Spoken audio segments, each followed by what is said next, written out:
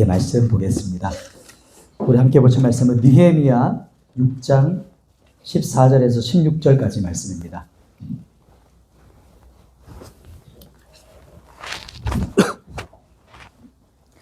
느헤미야서 6장 14절에서 16절까지 말씀을 우리 교독해서 보도록 하겠습니다. 제가 먼저 한 절 보겠습니다.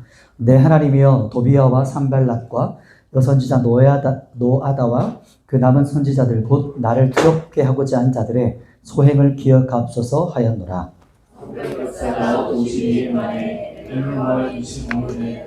함께 읽겠습니다. 우리의 모든 대적과 주위에 있는 이방 족속들이 그를 듣고 다 두려워하여 그에게 나타나였으니 그들이 하나님께서 이 역사를 이루신 것을 알미니라. 아멘. 자, 오늘 말씀의 제목은 드디어 성벽 재건의 역사가 이제 완성됐습니다. 우리 한번 박수 한번 할까요? 와. 네, 박수와 한호를 하고 싶었지만, 네. 이 박수가 어떤 의미일까요? 누구한테 돌리는 박수일까요? 그렇죠, 하나님이죠. 이 성벽을 완공한 이스라엘 백성에게 앞서서 이 모든 것들을 주도해 가시는 하나님에 대한 박수입니다. 오늘 드디어 이 무너졌던 성벽이 완공이 돼요. 오늘 이제 이 성벽이 52일 만에 완공이 되거든요. 52일 만에 성벽이 회복되었다는 것을 우리가 알게 되는데, 성벽 재건에 있어서 이 완성이 어떤 것이 가장 결정적인 이유였는지 그 부분을 우리 잠시 한번 살펴보도록 하겠습니다. 우리 15절 말씀 같이 한번 읽어보도록 할게요. 본문 15절입니다. 시작. 성벽 역사가 52일 만 엘룰월 25일에 끝나네. 드디어 며칠 만이요? 52일이요. 그래서 진짜 엄청난 거죠. 이제 성벽 재건이 지난주 잠깐 기억해 보겠습니다. 까먹을 수 있으니까. 지난주 말씀이 뭐였냐면 말씀으로 분별해야 된다는 거였어요. 도비야와 결탁된 제사장이 속였거든요. 느헤미야를 속이려 하고 성전 안으로 들어가 살자.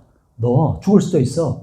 이렇게 들어갈 때 제 아무리 그 사람의 직분이 있더라도 위치가 그 사람의 존재를 말하지 않는다. 그래서 우리가 말씀으로 그 사람을 분별해야 된다는 거 나눴죠. 그래서 말씀을 분별할 때 두 가지였습니다. 말씀으로 그 사람 분별하고, 두 번째는 겸손으로 우리가 허리를 동이면서 그 말씀을 분별하는 것. 이것이 바로 지난주 나눴던 말씀인데요. 오늘은 드디어 성벽이 완공되는데 며칠 만이었죠? 52일이 걸렸습니다. 이게 정말 기적 같은 일이 벌어집니다. 52일. 여기서 성경 15절 마지막 끝단어가 뭐냐면 끝나매라고 나오거든요. 성벽 역사가 완전하게 회복되었는데 그것을 끝나매라고 말합니다. 끝나매는 완성되고 회복했다라는 뜻을 가집니다. 완성했고 회복됐다. 이게 2달도 안 걸렸어요. 2달도 안 걸린 52일 만에 정말 엄청난 놀라운 일이 벌어졌는데, 그렇다면 이 소식을 들은 주변 사람들의 반응이 어땠을까요? 그 반응이 그 다음 절이거든요. 16절 말씀을 또 한번 같이 읽어보도록 하겠습니다. 16절 시작. 우리 모든 대적과 주위에 있는 이방 족속들이 다 두려워하여 크게 낙담하였으니 그래서 이 역사를 이루신 것을 알미니라. 아멘. 보시면 성벽 재건 완성을 유다 땅 사면에 둘러있던 사람들이 있었잖아요. 그 대적들이 지금 어떻게 반응하냐면, 둘러쌌던 원수들이 직접 와서 봐요. 스스로 와서 그것을 보고 어떻게 하냐면 두려워합니다. 두려워 떨어요. 그랬더니 대적들이 이제 어떻게 반응하냐면 두려워하고 낙담합니다. 낙담. 그전에 한번 우리 앞에 1장부터 한번 쭉 서머리 한번 돌아보시겠어요? 성벽 재건한다는 소식을 들으면 이 원수들이 어떻게 반응했죠? 보통 막 분노하거나 화를 내거나 막 조롱하고 그리고 막 비웃었어요. 이렇게 반응했거든요. 그런데 이제 성벽 역사가, 이제 하나님의 성벽 역사가 완성됐다는 소식을 원수가 듣자 완전히 이제 초상집 분위기인 거죠. 다 막 두려워하면서 떨고 낙담합니다. 왜 그럴까요? 이제 자기들이 이제 끝났다는 것을 아는 겁니다. 끝났다는 걸. 여기서 낙담하였다는 말은요, 원어로 보면 떨어졌다. 떨어졌다. 그래서 떨어지다, 엎드러지다 이런 뜻을 가지고 있습니다. 이제 더 이상 유다 백성들을 계속 유린했거든요. 원수들이. 성벽이, 성문이 불타있고 성벽이 완전 허물어 있으니까 자기 마음대로 그 유다 백성들 향해 들락날락하면서 그들을 유린하고 조종하고 부숴버리고 이렇게 했거든요. 약탈했거든요. 노예처럼 삼았습니다. 그런데 그게 끝난 거예요. 이것이 바로 성벽 역사의 완성을 의미합니다. 그것은 어떤 의미냐면 성벽 완성은 곧 십자가에서 예수님께서 외치신 그 마지막 한마디 기억나시나요? 뭐라고 외치셨죠? 십자가에서 죽기 직전에 다 이루었다 선포하시죠. 그래서 테텔스타이라고 선포하시면서 내가 모든 것을 이뤘다. 내가 모든 값을 치렀다. 이렇게 선포하시거든요. 그 뜻은 또한 뭐냐면 마쳤다. 내가 모든 것을 완성했어. 내가 모든 것을 취했고 모든 것이 이제 끝 마쳤다. 성취했다. 이런 의미를 가지고 있습니다. 그게 바로 오늘 여기서 본문이랑 동일한 일이 벌어진 겁니다. 십자가에서 예수님이 죽으시는 순간에 어떤 일이 또 벌어졌을까요? 원수 사탄은 어떤 일이 벌어졌을까요? 그렇죠. 이제 지옥이 가장 깊은 데로 떨어지는 거죠. 그전에는 사람들을 유린하고 조종하고 노예처럼 우리에게 들락날락했지만 십자가에서 이루신 그 십자가의 보혈, 그 승리로 인해서 이제 원수의 머리가 어떻게 됐죠? 완전히 박살이 난 겁니다. 완전히 부서진 거예요. 그리고 이 원수가 가지고 있었던 그 발톱과 이빨은 완전히 다 뽑혀진 거예요. 그래서 이빨과 발톱이 다 뽑힌 이 개보다 못한 존재가 된 거예요. 그런 존재라 생각하셔야 됩니다. 이 사탄은 이제 먹이를 앞에 두고도 아무것도 할 수 없는 존재. 그게 바로 지금 사탄이 십자가에서란 이름입니다. 그래서 그때 주님께서 십자가에 죽으실 때 우리의 영혼은 다시 건짐을 받고 다시 한번 구원을 얻게 되고 사탄은 짓밟히고 가장 깊은 곳으로 떨어지고 가장 짓밟혀지는 것. 이게 바로 십자가에 있었던 복음의 능력이거든요. 오늘 본문을 볼 때 이것을 기억하셔야 돼요. 16절 보시면 그들이 우리 하나님께서 이 역사를 이루신 것을 알았다 이렇게 말해요. 이 일이 누가 이뤘다는 것을 알죠? 원수들의 고백이에요. 원수들이 뭐라고 고백하냐면 이것은 하나님께서 하신 것이다. 그래서 두려워 떠는 거예요. 그래서 떨어진 겁니다. 사탄이 그것을 알았고 16절 후반에 말하는 것처럼 하나님께서 직접 이 역사를 이루셨다는 것을 그 누구보다 원수들이 가장 먼저 합니다. 근데 또 이렇게 질문할 수 있을 것 같아요. 목사님, 근데 성벽은 사람이 짓지 않았나요? 이렇게 생각할 수 있겠죠.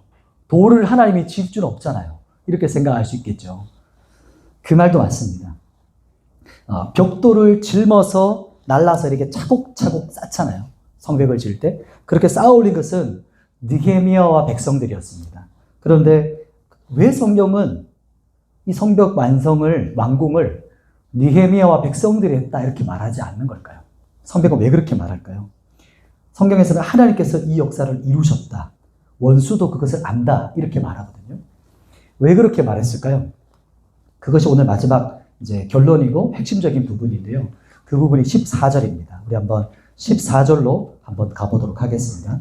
14절 같이 읽겠습니다. 시작. 내 하나님이여 도비야와 산발랏과 여선지자 노야다와 그 남은 선지자들 곧 나를 두렵게 하고자 한 자들의 소행을 기억하옵소서 하였노라. 아멘. 14절에 한번 다시 보시겠어요? 성경을 보시면 지금 이제 말을 하고 있는 거거든요. 지금 이게 누가 말을 하고 있는 걸까요? 누가 말하고 있을까요? 느헤미야가 지금 말하고 있죠. 근데 지금 누구에게 느헤미야가 말을 하고 있죠? 나의 하나님. 이렇게 우리 개역 한글에서는 개역개정에서는 내 하나님 이렇게 번역했지만 근데 가장 먼저 나오는 단어가 나의 하나님이 아닙니다. 뭐라고 가장 먼저 단어가 동사가 나오냐면 자카르가 나옵니다. 자카르. 이게 뭐냐면 기억하옵소서 이렇게 선포해요.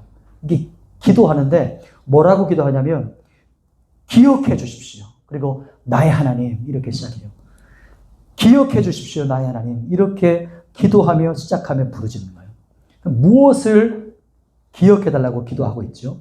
그 부분이 바로 이 뒷부분에 나옵니다. 뭐라고 기도하고 있냐면 내가 도비야와 산발랏의 비웃음과 조롱을 들었습니다.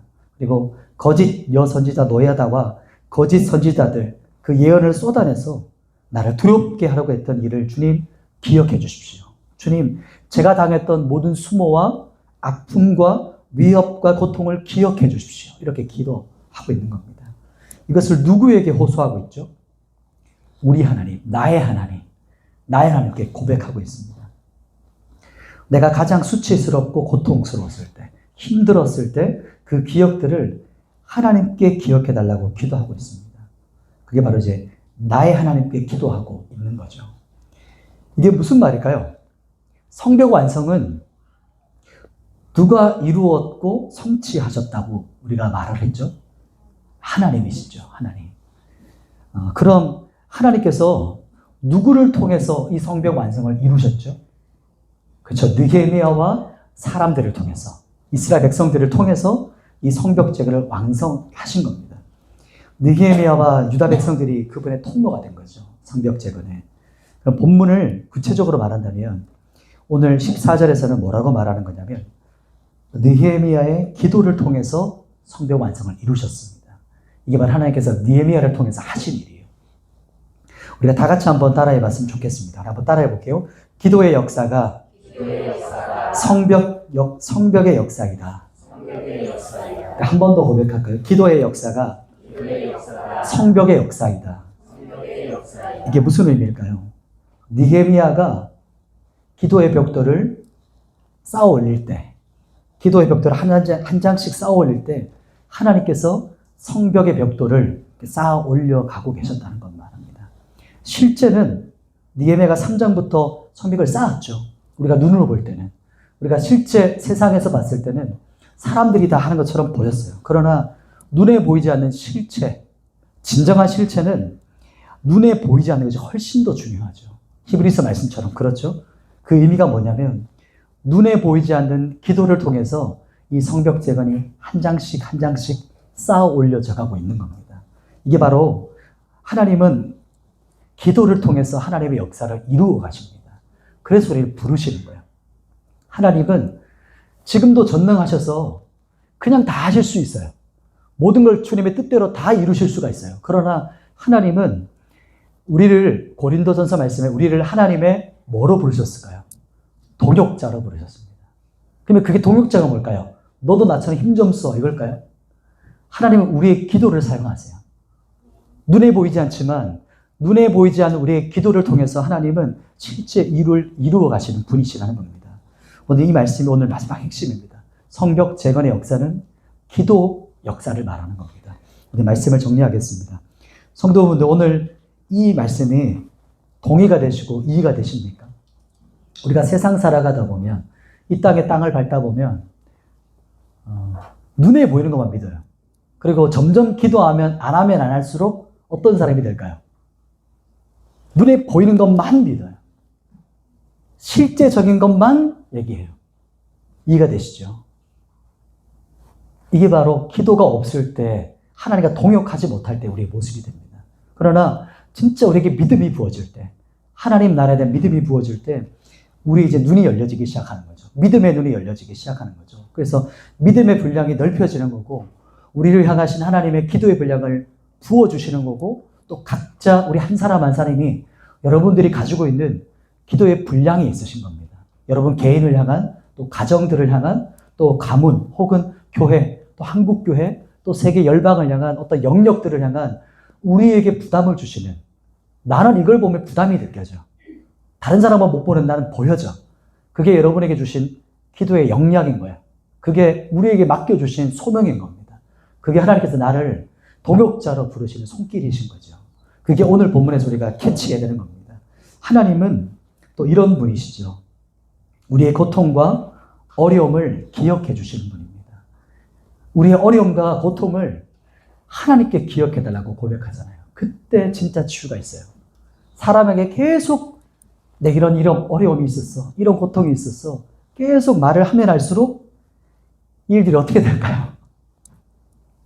점점 불이 번지는 것처럼 번져가게 돼요. 내가 막을 수 없는 이상한 일도 번져가게 되는 거죠. 그러나 나의 아픔 혹 나의 힘겨움들을 하나님 앞에 주님 기억해 주십시오. 하나님 기억해 주세요. 라고 토로할 때 그것이 우리 안에 진정한 회복, 또 기도를 통해서 그것을 통해서 그분의 역사를 직접 이루어 가시는 겁니다. 오늘 하나님은 누구와 동역하기 원하시는지 아시겠죠? 누구죠? 옆 사람 아니죠? 누구십니까? 네, 우리죠. 지금 우리와 동역하기 원하시는 겁니다. 그래서 하나님 앞에 우리의 첫 기도의 고백은 뭐냐면 주님 기억해달라고 자카르라고 고백하는 거예요. 기도하는 사람과 동역하시는 분입니다. 참 신비로운 겁니다. 우리 기독교가 정말 신비로운 거죠. 하나님께 기도하는 것뿐인데 하나님의 일이 완성되어져 가요. 우리는 선포하는데 여기서 뭐 한다고 이게 진짜 일하는 겁니까? 그러니까 불 끄고 좀 이따 음악 듣고 기도할 거잖아요. 근데 세상 사람들이 뒤에서 왔어요. 보면 어떤 느낌이 들까요? 이 사람들이 진짜 미쳤구나. 초등학교 때 그런 느낌이 들었거든요. 막 부흥회 때 막 부르짖어 기도하는 모습 보면서. 근데 그게 진짜 영의 역사죠. 진짜 믿음의 역사죠. 오늘 하나님께서 우리와 함께 동역하기 원하실 때 하나님의 역사가 완성되어지고 벌어지는 일들이 일어나는데 그때 원수들은 어떻게 될까요? 혼비백산 도망치게 되는 거죠. 그게 영적인 일이 벌어지는 겁니다. 그리고 나서 지옥으로 원수가 떨어지고 우리는 다시 하나님께 붙잡히고 주님의 손에 붙잡히게 되는 일이 벌어지는 거죠. 우리가 기도의 역사로 이 기도가 아까 고백했던 것처럼 기도는 어떤 역사였죠? 하나님의 역사, 성벽의 역사라고 고백했습니다. 우리가 기도의 무릎을 꿇을 때 하나님께서는 이제 그분의 역사를 이루어 가시는 겁니다. 아무것도 안 하는 것 같지만 기도가 첫 발걸음 그리고 마지막 마침표라는 것을 기억하셔야 됩니다. 그래서 꼭 기억하셔야 되고 우리가 할 수 있는 최고의 일은 바로 기도하는 겁니다. 이게 참 믿겨지지 않거든요. 잘. 내가 이게 진짜 최고의 일이 기도가 맞나? 이것이 첫 시작입니다. 김남준 목사님이 예전에 했던 이야기가 기억나는데 어떤 한 사람은 그 사람이 하는 기도를 넘어설 수 없다 이렇게 말하거든요. 나라는 것보다 그 사람이 사는 것보다 오히려 그 사람이 하나님 앞에 어떤 기도를 하느냐가 그 사람 안에 있는 그 진짜 본질 그 사람이 어떤 사람인가를 나타내는 겁니다. 여러분 우리가 이 시간 함께 주님 앞에 무릎으로 기도하고 나아가고 간절히 기도하고 나아갈 텐데 우리의 가장 우선순위는 기도입니다. 우리의 첫 발걸음 가장 우리에게 주신 소명 우리의 부르심은 기도예요. 그러니까 주님과의 동역자입니다. 왜냐하면 하나님은 우리의 기도를 통해서 하나님의 역사를 지금도 이루어가고 완성해 가시는 분이시기 때문이에요. 우리 말씀 한번 기억하시고 우리 찬양할 텐데 우리는 기대하고 기도하며 기다리네라는 찬양입니다. 이 찬양 하시면서 좀 빠른 찬양인데 선포하실 때 어떤 마음으로 선포하시면 좋겠냐면 믿음을 달라고 기도하세요.